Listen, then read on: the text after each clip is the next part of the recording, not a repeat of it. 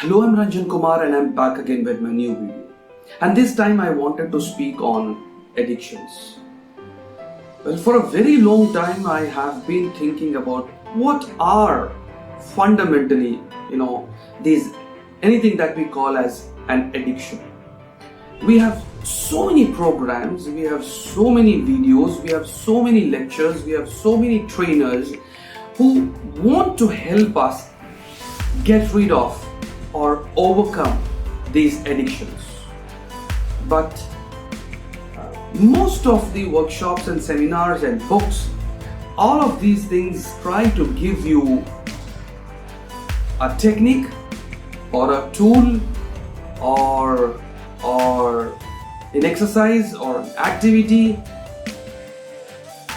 but most of them do not go to the roots of the understanding of an addiction. And I wanted to explore what is an addiction. Is it only that something which is poisonous, something which is hazardous, that we repeatedly consume, or can it be so subtle that we tend to ignore it? Well, that's exactly what I wanted to explore, and I have been contemplating on this for a while. And I found that there is a larger part of the understanding which we are ignoring. And the fact is that addiction has nothing to do with good or bad. It's only for our convenience that we have defined it as something that we repeatedly do, which is either poisonous to us, which is unhealthy for us, or which is not good from a social perspective, or which is not acceptable socially. But in reality, there are many things which we are addicted to, and we believe that they are good for us, and hence we are allowed to be addicted. Well, let me tell you that there are people who are addicted to affirmations, there are people who are addicted to positive thinking, there are people who are addicted to self-help reading, there are people who are addicted to watching motivational videos, there are people who are addicted to creating motivational videos. Well, all of these things serve only one purpose, and that is keeping you dependent. Well, one thing that you need to look into is an addiction to anything, be it good or bad, is nothing more and nothing less than a pattern that you have fallen prey to, or you have become used to, and you have completely become dependent upon for your state of mind. So you start saying that, I'm happy the day I meditated for 2 hours. I'm happy the day I did my journaling. I'm happy the day, I worked on myself. I'm happy the day I've read at least 10 pages from a self-help book.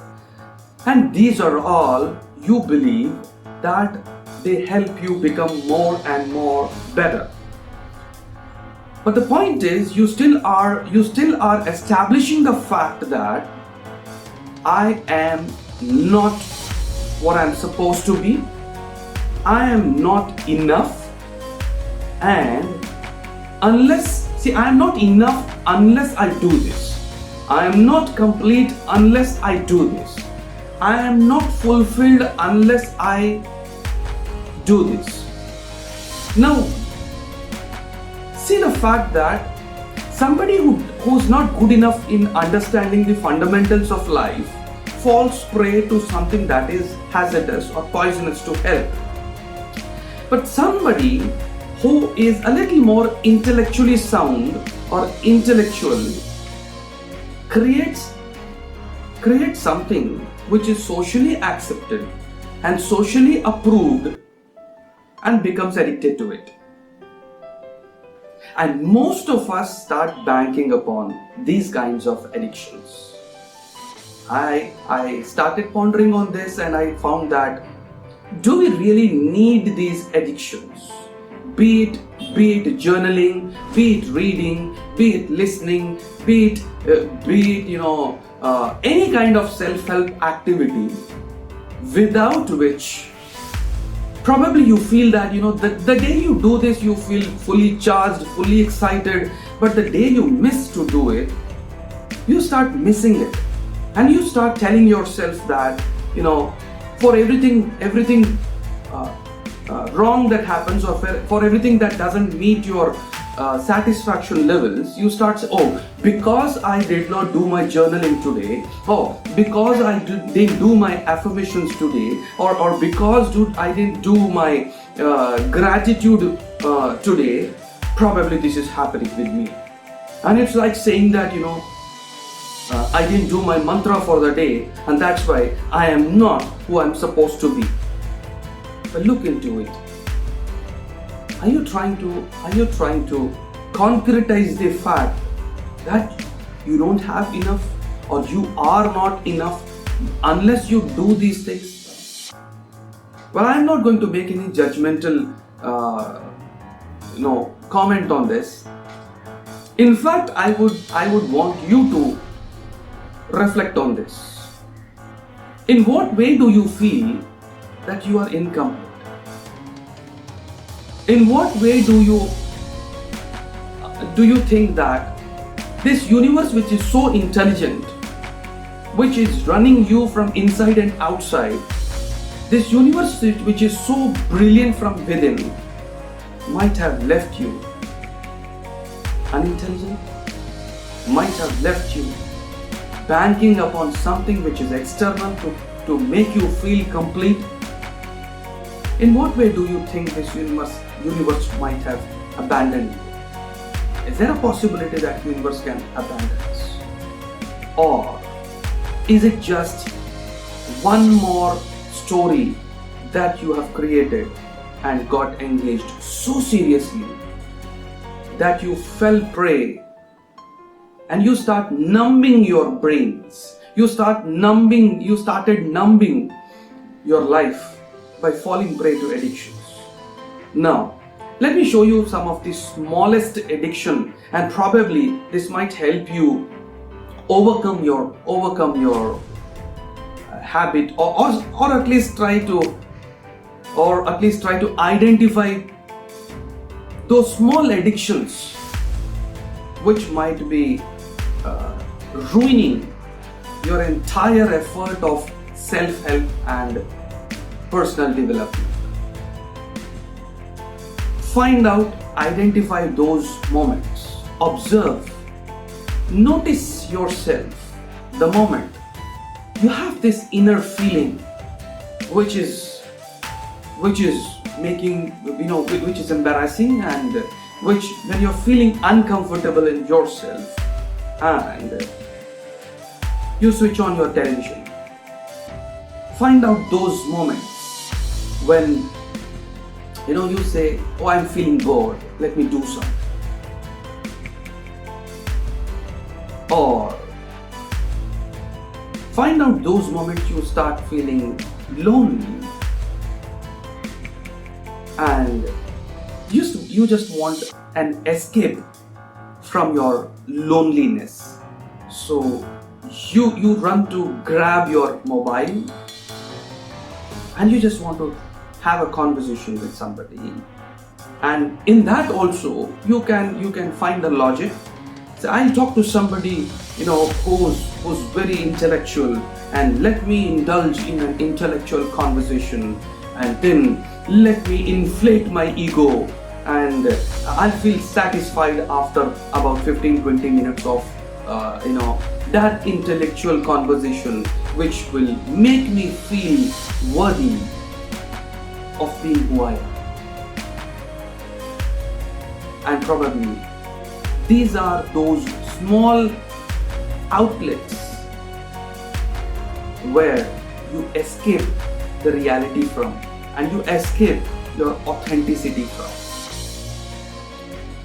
To me, an authentic self-leader is somebody who catches himself or herself